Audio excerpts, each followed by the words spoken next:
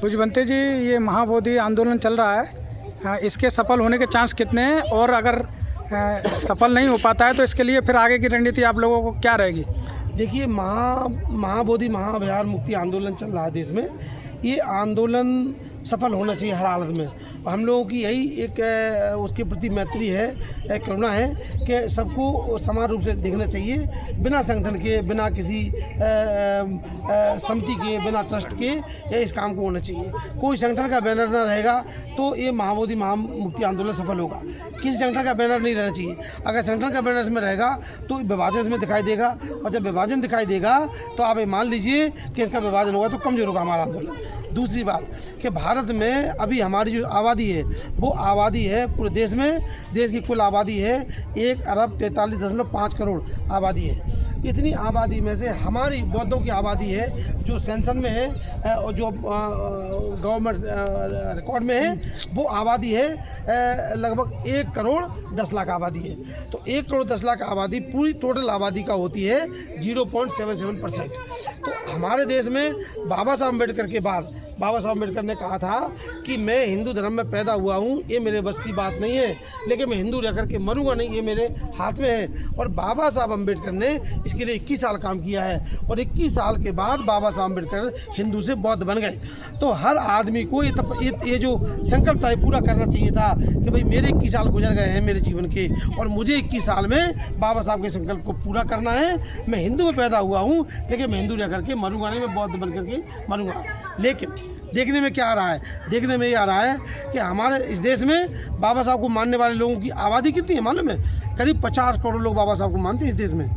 SC BC और सबको मिला दें अगर आप, तो 50 करोड़ लोग बुद्ध को और बाबा साहब को मानते हैं। और जो बुद्ध को मानने वाले लोगों की आबादी 50 करोड़ है, परंतु वो आबादी गई कहाँ? हमारे पास तो केवल 1 करोड़ है और 10 लाख है। इतनी आबादी बाकी कहाँ चली गई? बाकी चली गई है। वो सब हिंदू हैं। वो कैसे हिंदू है?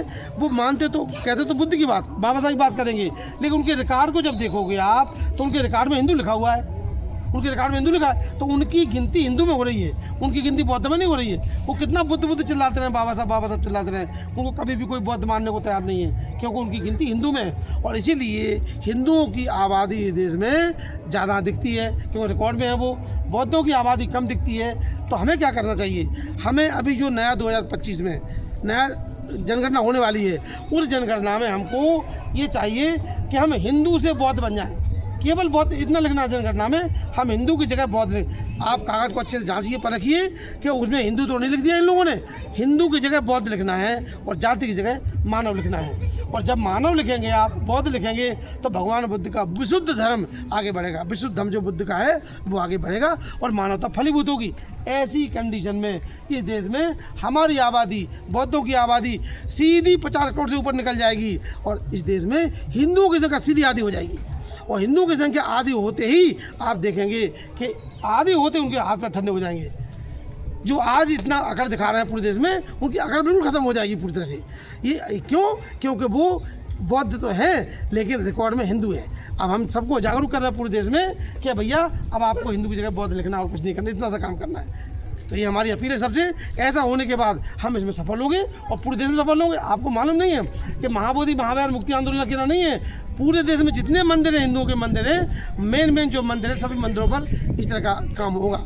सभी मंदिरों पर इस तरह का काम इसलिए होगा कि वो सभी मंदिरों में बुद्ध की मूर्तियाँ विराजमान है, उनको हिंदू की मूर्ति बना दी है, कोई देवता की मूर्ति बना दी, देवी की मूर्ति बना दी है। इस प्रकार का काम पूरे देश में चल रहा है। तो मैं भिक्खू डॉक्टर आनंद रक्षित हूँ, मैं आई स्पेशलिस्ट हूँ, मैं आँख का डॉक्टर हूँ। मैंने MBBS किया और MS किया, और उसके बाद में अभी भिक्खू का जीवन जी रहा हूँ। और पूरे देश में हमारे विद्यालय भी चलते हैं, जो विद्यालय बाबा साहब बुद्ध के नाम पर नहीं चलते, उनके काम पर चलते हैं, जहाँ पर हम सबको शिक्षा देते हैं। हमारे बच्चे पढ़ते हैं और हम उसके बारे में बाद में आपको बताएंगे।